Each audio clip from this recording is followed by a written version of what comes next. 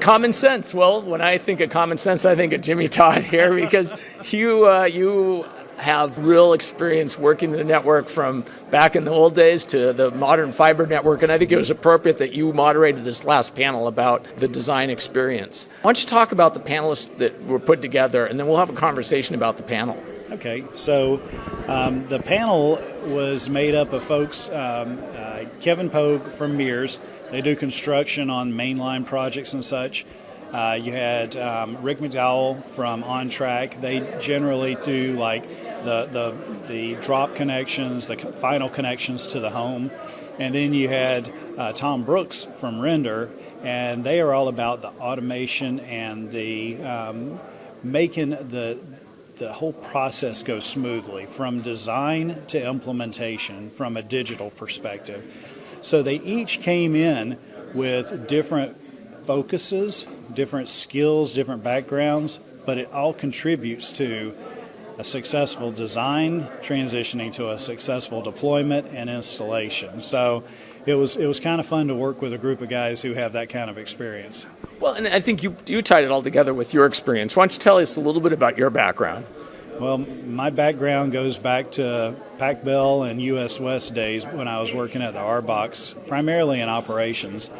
And then I had the opportunity to transition to working for one of the independents, and that's kind of where I found my home, because at the end of the day, I work for a rural independent telco, broadband company, technology company, but the connection to the community and rural areas is kind of what's always been important to me. So, I've kind of been in the big cities with the things, and I've been in the small towns and rural areas. And communication, you just mentioned that seemed to be a common theme of this panel, ironically. Absolutely. One of the things that we always talk about as communication companies is how important communications is. But when you start taking a look at everything from design to implementation and deployment, there are key elements of communication that, if not done properly, like reaching out and having a good plan that's well understood by the leadership of the municipality or the county, any of the stakeholders that are going to be involved need to kind of understand the whole plan. And by communicating that, one of the guys talked about, as engaging the residential neighborhood. Have events, have things where you market specifically to the homeowners so they understand what's about to happen. The better you can market that information, communicate that information, put it in front of people, the more you're going to mitigate the risk of problems coming from lack of communication. Well, and then we heard from Render, of course, the whole idea of today, you can now digitize things so you can have things flow in real time. That's true. Back in my early days, everything was on paper, and sort of the way Tom explained it, when you got all these maps, taped to the wall, and then you need to make a change, and you've got a copy of that out in the field, and it gets changed out there, but you might have multiple copies of that out in the field, and they're all getting changed differently. The final product wasn't always a smooth representation of everything, whereas now when things are digital, you can make those changes in the field on the fly, and everybody's operating from the same sheet of music, if you will. And it can even flow to the customer to give them updates as well, right? Absolutely.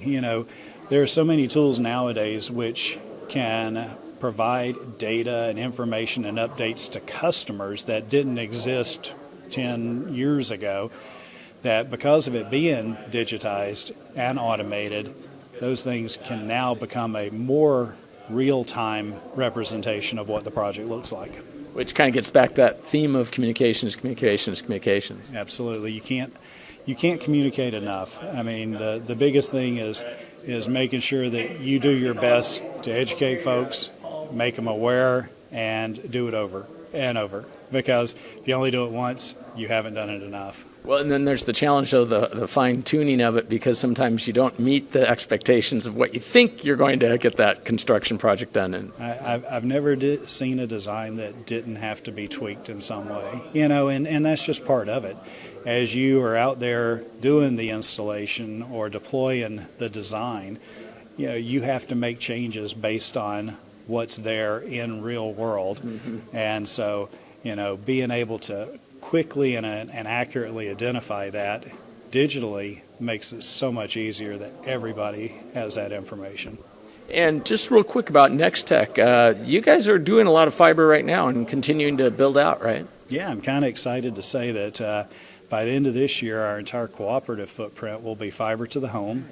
We've been working on this since '96, and we cover a lot of miles in rural Kansas, but all the way from the northwest part of the state to the central part of the state. And we've gone into some competitive communities and continue to find ways to get people connected to fiber infrastructure.